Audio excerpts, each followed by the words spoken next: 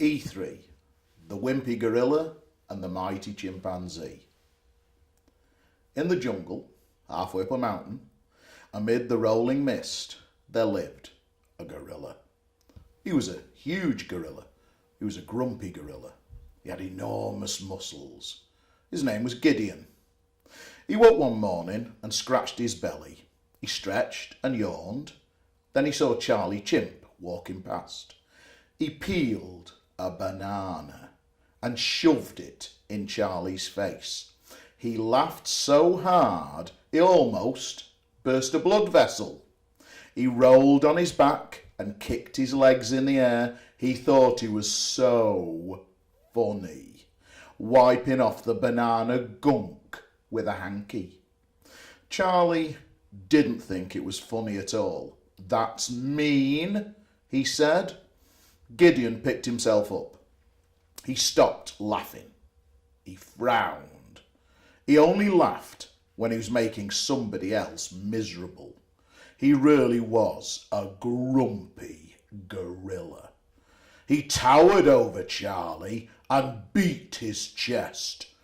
"Do you want to make something of it, Mr. Wimpy Chimpanzee?" Charlie stared up at his monstrous neighbour. He swallowed hard. "No," he said. Next morning, Gideon woke up and scratched his belly. Again. He stretched and yawned. Again. He saw Charlie walking past. Again. This time, he picked up a big, hairy coconut and threw it. Bonk! It hit Charlie on the head. Gideon laughed so hard he nearly wet himself. He rolled on his back and kicked his legs up in the air. He thought it was hilarious. Charlie didn't. "That's cruel," he said. Gideon picked himself up. He stopped laughing. He frowned. He was the grumpiest gorilla on the mountain. He towered over Charlie and beat his chest. "Do you want to make something of it?" he asked. Charlie stared up at his mountainous neighbour. He gulped.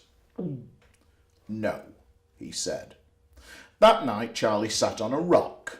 He thought and thought. Then he thought some more. As the sun sank over the horizon, he had an idea. He spent the next hour knotting creepers together. "Right, Mr. Gideon Gorilla," he told the moon, "I'm going to get even with you. You wait and see." Next morning, Gideon woke up and scratched his belly, as usual. He stretched and yawned, as usual. He saw Charlie watching him from some distance. "What's up with you?" Gideon grumbled. He was quite horribly grumpy that morning. Charlie spoke up. "I bet I can beat you at tug of war," he said. "Don't be silly," said Gideon, beating his chest. "You're a wimp, and I'm a fine figure of an ape. It's no contest." "I can still beat you," said Charlie. "Can't," said Gideon. "Can too," Charlie insisted. "Let me show you." He looked around, pretending to search for a suitable creeper. He picked up one end of the one he'd prepared earlier. "Here," he said. Gideon yawned and held the creeper between his finger and his thumb. "This will be as easy as eating bananas," he said. Charlie picked up his end of the creeper. What Gideon couldn't see was that Charlie was holding it not by the end, but in the middle. The creeper ran into the bushes.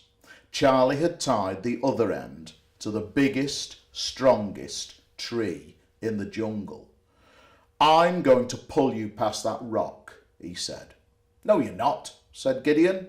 "Yes," Charlie said, "I am."